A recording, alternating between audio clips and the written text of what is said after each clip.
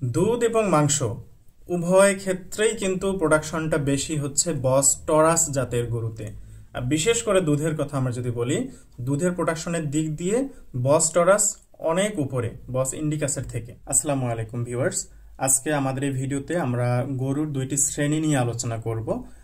এই দুটো সম্পর্কে মোটামুটি আমরা যদি একটু জ্ঞান রাখি, এদের পার্থক্য সম্পর্কে জ্ঞান রাখি, তাহলে আমাদের খামারে কোন ধরনের গরু লালন পালন করব, কোন এলাকায় কোন গরুটা লালন পালন করব, এটার সিলেকশনের ক্ষেত্রে কিছুটা ভূমিকা রাখবে বলে আমরা আশা করি। এছাড়াও আমাদের একটা জ্ঞান অর্জন তো হলেই।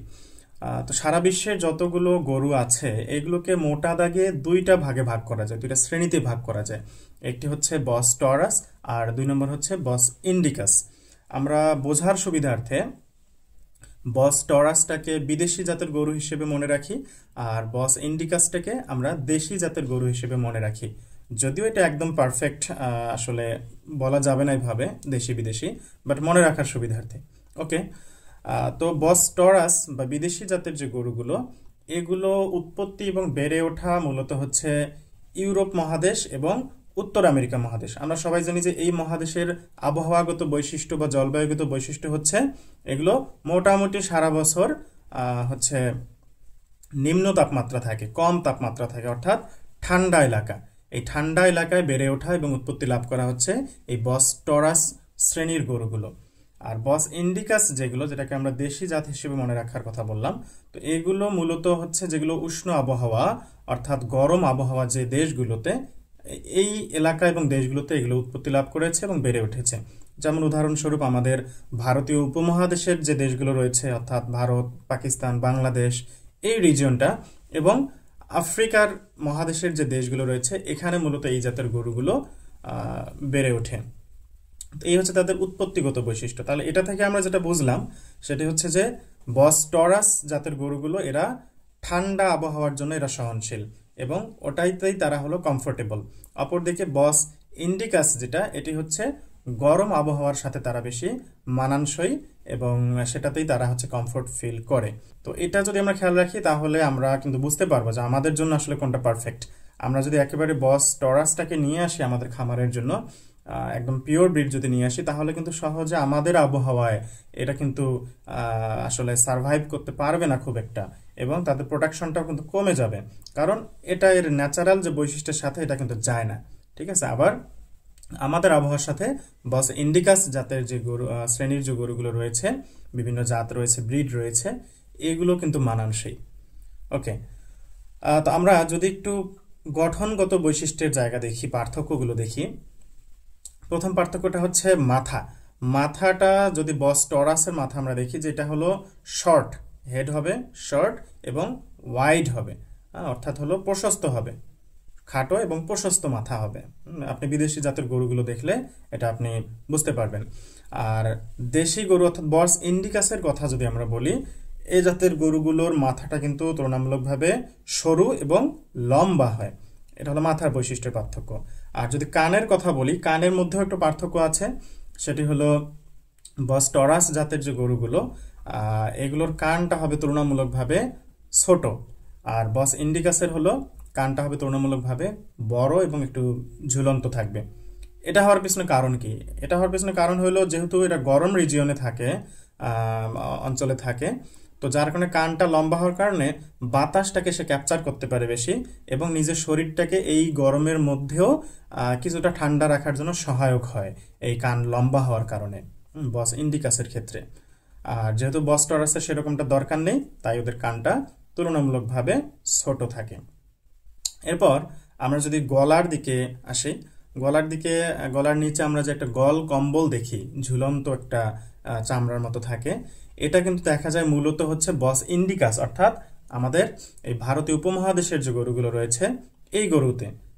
দেখবেন যে চামড়াটা বা গল কম্বলটা কিন্তু মোটামুটি বড় থাকে সাইজে এবং ঝুলন্ত অবস্থায় থাকে। আর অপরদিকে হচ্ছে আপনি যদি বস টরাসের দিকে খেয়াল করেন, সেটা কিন্তু তুলনামূলকভাবে শর্ট থাকে। এটা শর্ট থাকে।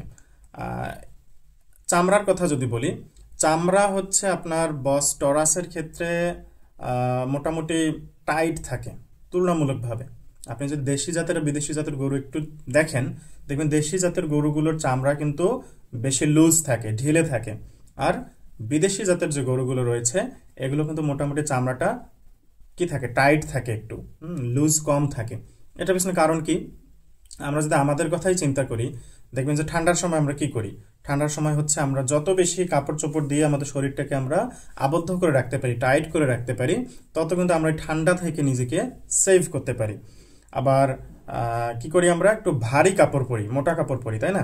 তো এটার সাথে আপনি ওই বস টরাস বা ইউরোপিয়ান জাতের যে বা আমেরিকান জাতের যে গরুগুলো আছে, আপনি একটু চিন্তা করেন, দেখবেন যে ওদের চামড়াটা কিন্তু তুলনামূলকভাবে মোটা হয়, হ্যাঁ, আর হচ্ছে লুজ কম থাকে, যার কারণে ঠান্ডা থেকে তারা কিন্তু নিজেদেরকে প্রোটেক্ট করতে পারে। এর উল্টা বৈশিষ্ট্যটা হলো আমাদের বস ইন্ডিকাস শ্রেণীর যে গরুগুলো রয়েছে, এটার চামড়াটা লুজ থাকে, যাতে হচ্ছে শরীরে তাপমাত্রাটা সে ভালোভাবে বের করে দিতে পারে, আর চামড়াটা কিন্তু তুলনামূলকভাবে একটু পাতলা থাকে, যাতে কিনা গরমটা সহজে বের করে দিতে পারে। আমরা জানি যে যত ভারী কাপড় হবে তত ভিতরে গরম লাগবে, আর যত পাতলা হবে তত কি একটু কম গরম লাগবে। এটাকে আমরা কাপড়ের সাথে তুলনা করতে পারি, স্কিনটাকে। এই হচ্ছে স্কিনের বৈশিষ্ট্য। বস টরাস শ্রেণীর যে গরুগুলো রয়েছে, এগুলোর চামড়ার নিচে কিন্তু প্রচুর পরিমাণে ফ্যাট জমা থাকে। কেন? ওই যে একটু আগে বললাম যে হচ্ছে স্কিনটা যত বেশি মোটা হবে, তাহলে স্কিন তো এমনিতেই মোটা, তার নিচে আবার ফ্যাট থাকলো, ফ্যাট থাকার কারণে কি হচ্ছে যে ওই ঠান্ডা থেকে সে রক্ষা পাচ্ছে, কিন্তু এটা একটা কম্বলের মতো কাজ করলো। আর একটা গুরুত্বপূর্ণ বৈশিষ্ট্য যেটা আমরা একদম খালি চোখে প্রথমে দেখেই আইডেন্টিফাই করতে পারবো যেটা বস টরাস নাকি বস ইন্ডিকাস, এটা হচ্ছে হাম্প, যেটা আমরা বাংলায় বলি ঘাড়ের কুঁজ। যেটা আমরা জানি যে মাথার পিছনে ওই ঘাড়ের দিকে কি থাকে, গরুর একটা কুঁজ থাকে, এই কুঁজটাকে বলা হয় হাম্প। দেখবেন যে যেগুলো বিদেশি জাতের গরু কিংবা যেগুলো বস টরাস শ্রেণীর যে গরুগুলো রয়েছে, এগুলোতে কিন্তু হাম্প থাকে না, অর্থাৎ এর ঘাড়টা কিন্তু মোটামুটি বডির সাথে লেভেল থাকে। আবার বস ইন্ডিকাস জাতের যে গরুগুলো রয়েছে সেখানে কিন্তু এই হাম্পটা থাকে, প্রমিনেন্ট থাকে এটা, অর্থাৎ আমরা স্পষ্টভাবে দেখতে পারবো যে বডির যে লাইনটা আসছে এটা হঠাৎ করে এসে ঘাড়ে উঁচু হয়ে গেছে, হ্যাঁ, একটা কুঁজ থাকে এখানে। এটা দেখে আমরা কিন্তু এক পয়েন্টেই কিন্তু আলাদা করতে পারি যে কোনটা বস টরাস আর কোনটা হচ্ছে বস ইন্ডিকাস শ্রেণীর গরু। এই হচ্ছে মোটামুটি এদের দেহের বাহ্যিক বৈশিষ্ট্য। ওলানের বৈশিষ্ট্যের কথা একটু যদি বলি, এর সাথে বস টরাস জাতের যে গরুগুলো রয়েছে এগুলোর ওলানটা কিন্তু হবে সাইজে বেশ বড় এবং মোটামুটি ঝুলন্ত থাকবে। আর বস ইন্ডিকাস জাতের যে গাভীগুলো রয়েছে এগুলোর ওলান হবে তুলনামূলকভাবে ছোট এবং কম্প্যাক্ট থাকবে, আঁটো থাকবে। এই হচ্ছে ওলানের বৈশিষ্ট্য। এই বৈশিষ্ট্যগুলো দেখে মোটামুটি আমরা বাহ্যিক বৈশিষ্ট্যগুলো দেখে আমরা আইডেন্টিফাই করতে পারি কোন শ্রেণীর গরু আমরা দেখতেছি বা সামনে আছে, সেটা বস টরাস নাকি বস ইন্ডিকাস। মাংসের কিছু বৈশিষ্ট্যের কথা এখানে আমরা না বললেই নয়। যে বস টরাস জাতের যে গরুগুলো রয়েছে এখানে মাংসের ভিতরে কিন্তু প্রচুর পরিমাণে ফ্যাট থাকে, কারণ ও তো বেশি মুভ করে না। দেখবেন যে বিদেশি জাতের গরুগুলো কিন্তু বেশি মুভ করে না, এক জায়গাতেই তারা থাকতে বেশি পছন্দ করে, তাদের হাঁটা চলা কম। একটা কথা বলে রাখি যে পায়ের বৈশিষ্ট্য, পায়ের বৈশিষ্ট্য হচ্ছে বস টরাস জাতের গরুর পা হচ্ছে শর্ট, হ্যাঁ, ছোট খাটো। আর বস ইন্ডিকাস জাতের যে গরুগুলো রয়েছে এগুলোর পা কিন্তু বেশ লম্বা ওদের তুলনায়, যার কারণে বস টরাস গরু এরা মুভ করে কম, হাঁটা চলা করতে পারে কম। আর একই সাথে একই সময়ের মধ্যে বস ইন্ডিকাস জাতের গরুগুলো কিন্তু বেশি চলাচল করতে পারে, বেশি দৌড়াতে পারে, হাঁটতে পারে, পা লম্বা হওয়ার কারণে। সুতরাং বস ইন্ডিকাসে ফ্যাটের তুলনামূলকভাবে পরিমাণটা কম। তাহলে এটা থেকে আমরা বুঝতে পারি যে মাংস তাহলে নরম হবে কোনটা, যে মাংসে ফ্যাট যত বেশি সে মাংস তত বেশি নরম। তাহলে যে বিদেশি জাতের যে গরুগুলো রয়েছে এগুলোর মাংসটা কিন্তু তুলনামূলকভাবে নরম এবং সুস্বাদু ফ্যাট থাকার কারণে। আবার অপরদিকে দেশি জাতের যে গরুগুলো রয়েছে বস ইন্ডিকাস, এদের মাংস কিন্তু তুলনামূলকভাবে একটু শক্ত হয় এবং স্বাদটা তুলনামূলকভাবে কম হবে। আরেকটা হচ্ছে এদের ফ্যাটের পরিমাণটা কম থাকবে মাংসে। যারা আমরা ফ্যাট কম পছন্দ করি আবার গরুর মাংস খেতে চাই, তারা কিন্তু আমরা দেশি জাতের যে গরুগুলো রয়েছে এটা আমরা বেশি প্রেফার করি ফ্যাট কম থাকার কারণে। এ হচ্ছে মাংসের বৈশিষ্ট্য। আমরা মোটামুটি বৈশিষ্ট্যগুলো জানলাম। এখন যদি আমরা দেখি যে কোনটার আসলে আচরণ কেমন, আচরণের কথা বলতে গেলে আমাদের বস ইন্ডিকাস যে গরুগুলো রয়েছে এইগুলো কিন্তু বেশি চঞ্চল প্রকৃতির হয়। তারা বেশি অ্যালার্ট থাকে, অল্প কিছু হলেই দেখা যাবে যে এরা ছটফট করে বেশি, মুভমেন্ট করে বেশি। এটা একটা ভালো দিক আছে। অ্যালার্ট বেশি থাকলে আমরা কিন্তু বুঝতে পারি যে এটা কোনো সমস্যা হচ্ছে কিনা, বোঝাটা ইজি হয়। অপরদিকে বস টরাস যে গরুগুলো রয়েছে এগুলো কিন্তু তুলনামূলকভাবে অ্যালার্টনেস একটু কম থাকে, এটা অত বেশি চঞ্চল থাকে না, যার কারণে কিন্তু আইডেন্টিফাই করাটা একটু কঠিন হয়ে যায় যে আসলে কোনো প্রবলেম তারা ফেস করতেছে কিনা। আর আপনি যদি বলেন যে কন্ট্রোলিং এর কথা বলেন, তো অবশ্যই হচ্ছে বিদেশি জাতের যে গরুগুলো রয়েছে এগুলো যত সাইজে বড় হোক না কেন, মোটামুটি তুলনামূলকভাবে দেশি জাতের থেকে তাদেরকে কন্ট্রোল করাটা ইজি, কারণ তারা অত বেশি আসলে চঞ্চল প্রকৃতির না, অত বেশি তারা আসলে ছটফট কম করে তারা, এবং হচ্ছে মোটামুটি মালিকের সাথে তারা কিন্তু কোঅপারেট করে, যেটা আমাদের দেশি গরুর ক্ষেত্রে আসলে কম। তো এই হচ্ছে মোটামুটি তাদের আচরণগত বৈশিষ্ট্য। অর্থাৎ এক কথায় আমরা বলতে পারি যে বিদেশি জাতের গরুগুলো হচ্ছে শান্ত প্রকৃতির, আর আমাদের দেশি জাতের গরুগুলো বা বস ইন্ডিকাস গরুগুলো এগুলো হচ্ছে একটু তুলনামূলকভাবে অশান্ত প্রকৃতির। তো আমরা এর পরের পয়েন্টে যদি আসি, যাতে কাদের উৎপাদন কেমন, প্রোডাক্টিভিটি এবং পারফরমেন্স কেমন।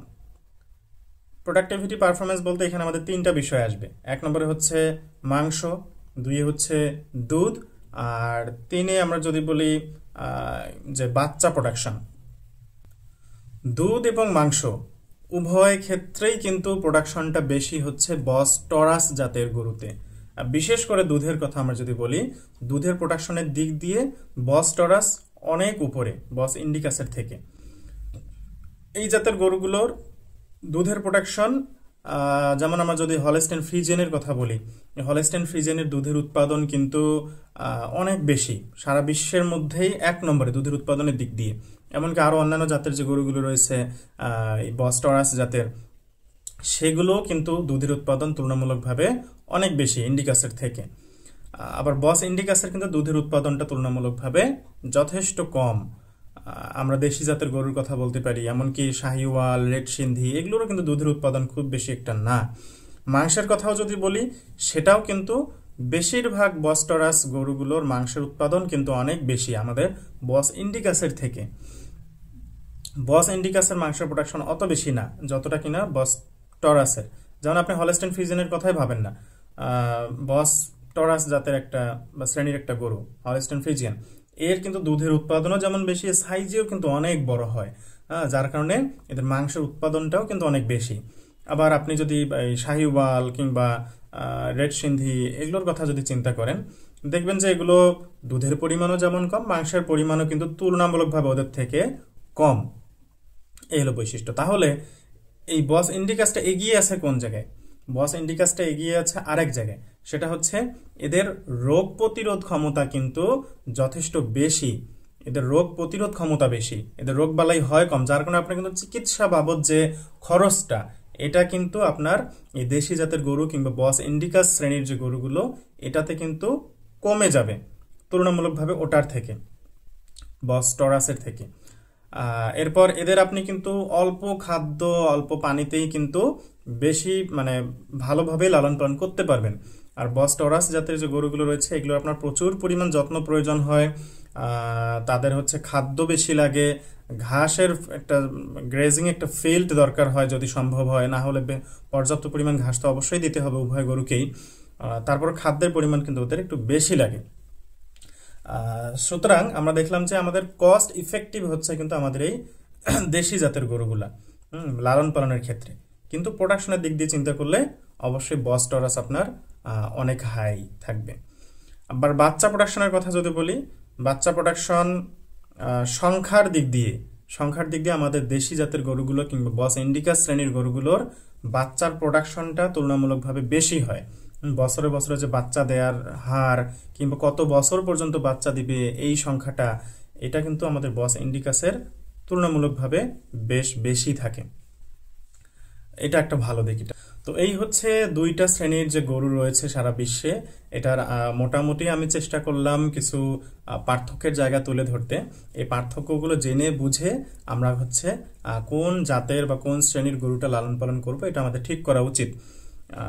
আমরা যদি হচ্ছে ওই বিদেশি জাতের গরুগুলো আমাদের দেশে লালন পালন করতে চাই, অবশ্যই আমাদের আবহাওয়ার যে বৈশিষ্ট্যটা ওটার কাছাকাছি করার চেষ্টা করতে হবে। যেমন আমাদের দেশে যখন গরম পড়ে, অবশ্যই আপনাকে বিদেশি জাতের গরু পালতে হলে কিংবা ক্রস গরু পালতে হলেও আপনাকে অবশ্যই ফ্যানের ব্যবস্থা রাখতে হবে, বাতাসের ব্যবস্থা রাখতে হবে। যাই হোক, ম্যানেজমেন্টের বিষয় নিয়ে আমরা আজকে আলোচনা করব না।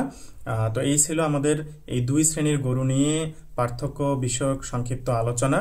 আশা করি আপনাদের ভালো লেগেছে। যদি ভালো লেগে থাকে ভিডিওটি অবশ্যই শেয়ার করবেন, তাহলে হচ্ছে আরো অনেকেই ভিডিওটা জানবে এবং তথ্যগুলো তারা জানতে পারবে। সবাইকে অসংখ্য ধন্যবাদ। আল্লাহ হাফেজ।